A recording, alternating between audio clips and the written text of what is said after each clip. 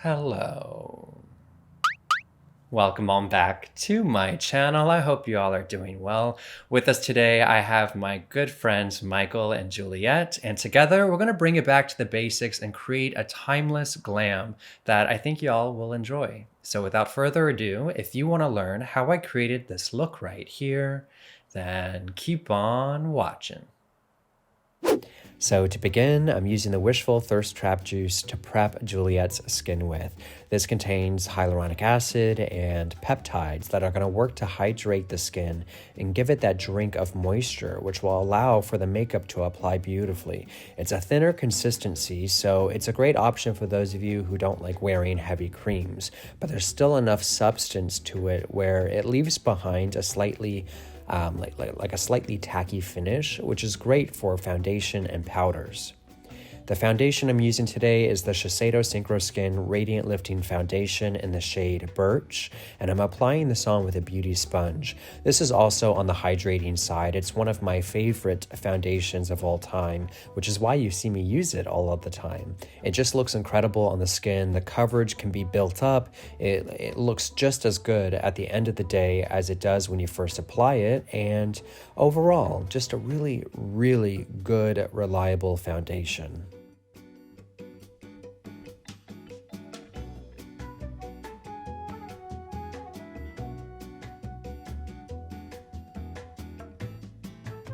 For the under eye area, I'm starting out with this Bobbi Brown Cream Color Corrector in the shade Peach, and I'm applying this onto the skin around the eyes to cancel out any of those purple bluish tones.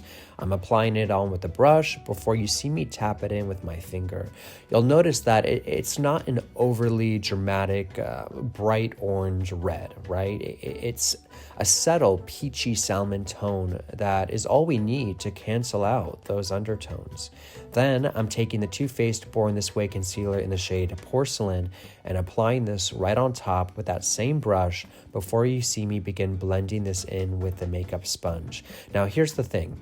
Not everyone needs or may even want a color corrector, but the reason I'm using one on our model Juliet is because I know I want to go pretty bright with the under eye in terms of the concealer shade I'm using here. And she does have those slight hues of purple around her eyes, as a lot of people, I know I do. But a lot of times, if I go up quite a few shades with the concealer, and by the time I use powder and all that, it can leave behind a grayish undertone to the skin. You know what I'm saying? Does that happen to anybody else? It just comes down to color theory and correcting the tones before lifting the shade to get a complementary highlight to that under eye area. And as you saw there a moment ago, it makes a big difference. It's full coverage, it's bright, it's highlighted, and when we set it with powder in a couple of minutes, it'll really come together.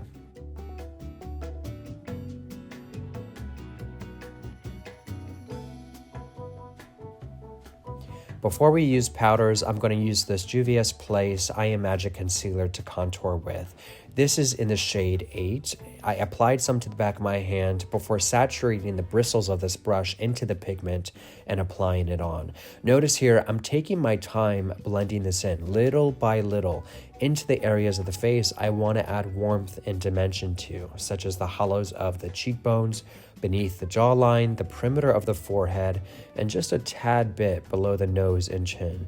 Placement can be a little different on everyone, but for the most part, this is a good general placement guide that works on most face shapes. And then I'll head back to the sponge to really press this into the skin and blend it out, so that way there's no harsh lines. Now this is a full coverage glam, so I am using quite a bit of different steps and products, but you can tailor this to what you find works best for you and your skin type and your preference. This is just the direction I wanted to take today. It's more of that full coverage style that I used to show more of, but I don't know. Oh, by the way, I hope you all enjoyed your holidays and are having a really great start to the new year. I wanted to say that before I forgot. I had a really nice break with my family and all, so I thank you for being patient with me over the last month that I haven't been posting tutorials for, but I say that to say during my break, I went back and watched my tutorials from a couple years ago, and I thought to myself while watching it, Is it a lot of product? Yes, but dang, does it look really, really good. And I think like a lot of us, I've gone more of a natural route lately with glam, but sometimes it's fun to bring it back to the, to the full glam that I love so much. So anyway, we're going for it today. Now for blush, I'm using this Rare Beauty Soft Pinch Liquid Blush and applying this right onto the apples of her cheekbones before blending it in with the sponge. I forget the name of the blush shade I'm using here. It might be the shade Happy or maybe it's Joy, but I'm not quite sure. I'll find out and include it down below in the description box along with everything else I'm using today, of course. But the point is, this is giving a soft hint of color to the cheeks before we proceed with powder. The powder I'm using today is the One Size Translucent Setting Powder, and I'm first using this to set the under eye concealer into place with a powder puff, really pressing it into the skin, not dragging or buffing it around, but actually pressing the product in. Dragging motions tend to disrupt the placement of the concealer, or even worse, lifts it up off the surface. So pressing motions is always the way to go, guys. And by the way, we did take a couple of minutes to apply the contour and blush. So if you find your concealer has creased up during that time, just take your sponge and blend it out real quick before setting it into place with the powder. It's something that's bound to happen, especially when using a heavier amount of concealer like we did today, but it's quite quick and easy to fix. And as you see here, I'm taking that powder puff with a bit more powder and setting the foundation around the rest of the face so we can follow up with our powder pigments like bronzer and powder blush. The bronzer I'm using today is the Charlotte Tilbury Flawless Finish Powder in the shade 3 Tan, and I'm lightly dusting this on around the perimeter of the face in the areas that I want to add warmth to. If you have fair to medium skin tones, this is really a beautiful shade to use to give the skin that sun-kissed look without looking like, looking like a pumpkin, because sometimes bronzers can run a little orange on fairer skin tones, but this one it's really nice. It's not shifting the tones too much, it's just reinforcing the cream contour bronzer we applied on earlier. Now, what would a glam look of mine be if there wasn't baking involved? Y'all know I love this step in the process. I'm taking the powder puff with some of that translucent setting powder and baking along the jawline and under eye area to strengthen those highlights, further set the foundation and concealer into place, and to also help catch any fallout we may get from the eyeshadow later on. And I'll wipe this off later and it'll leave behind a beautiful bright finish. For brows, I'm using the Haus Labs Edge Precision Brow Pencil in the shade Dark Brown and using this to lightly fill in and shape her brows with. You'll see how I kind of build this up here, but you'll notice that I keep most of the placement of this pigment towards the outer half of the brow, focusing on lengthening the tail of the brow and then ever so lightly feathering in hair-like strokes as I make my way towards the forward part of the brow. And this just keeps it somewhat natural looking because she already has pretty full brows naturally. And I think anything too dramatic is just going to compete with the bold eye makeup we later create afterwards. So light and fluffy is the goal here.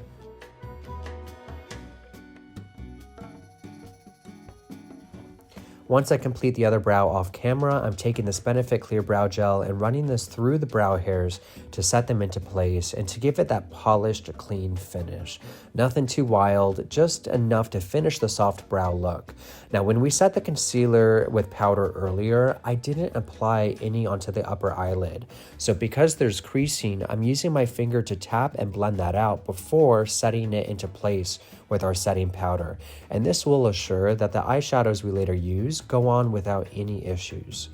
To start on the eye makeup, I'm using this KVD Vegan Beauty Black Eyeliner in the shade Trooper Black and running this along her complete lower waterline before also taking it up through the upper lash line. Forget about getting this placement perfect, trust me, because we're smoking this all out anyway here in a second, so it doesn't really matter if it's not too precise. The goal here is just to get the lash liner super dark so we have the foundation built for a dramatic smoky eye. You can also do this with a gel eyeliner if you find that to be easier, but this KVD eyeliner is actually really good for this kind of look. It glides on, it smudges out nicely, and it stays put throughout the day. So next up, I'm taking this black eyeshadow from this Makeup by Mario Master Mattes eyeshadow palette and using this to begin diffusing out the liner, really pressing the shadow into the lash line and smudging it out.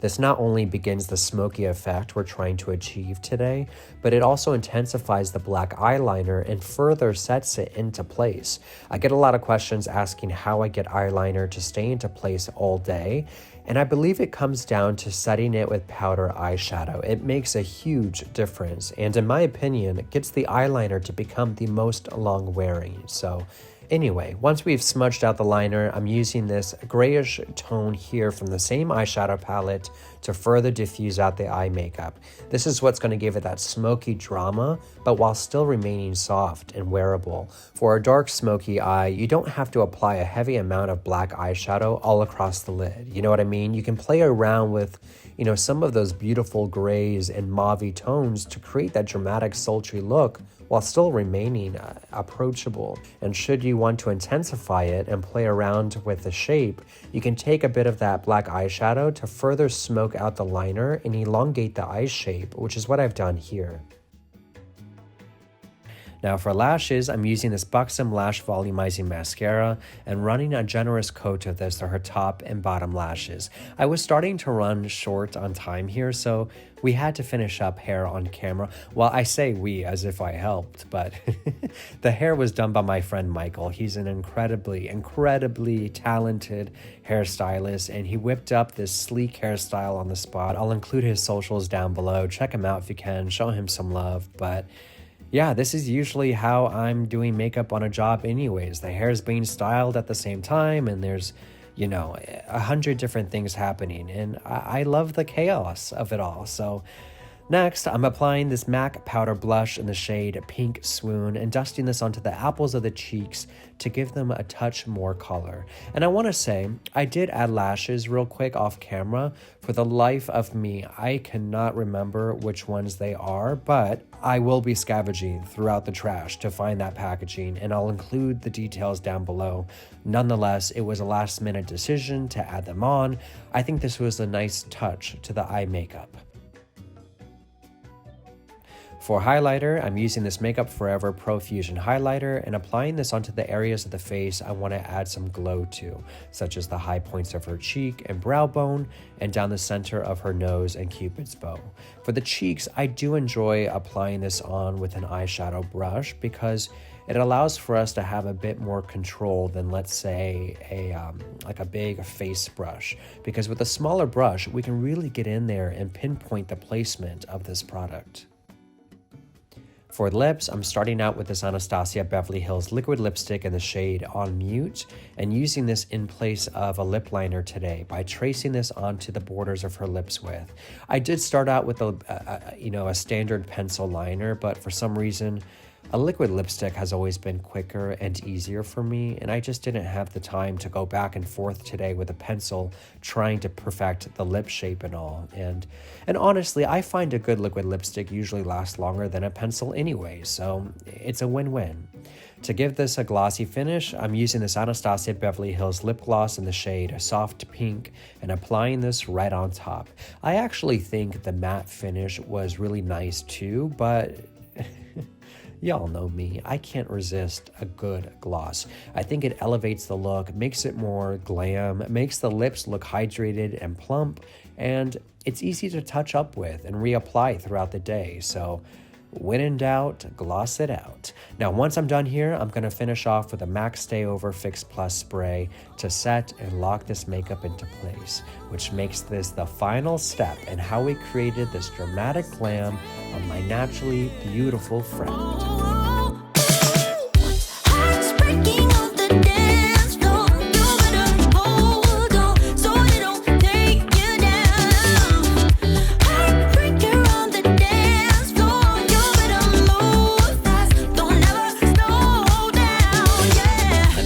have it, kids. I hope you all enjoyed today's tutorial. If you did, be sure to give this video a big old thumbs up and subscribe to the channel. You can also check out more of my work on my Instagram at Painted by Spencer. And until next time, I'll see you soon.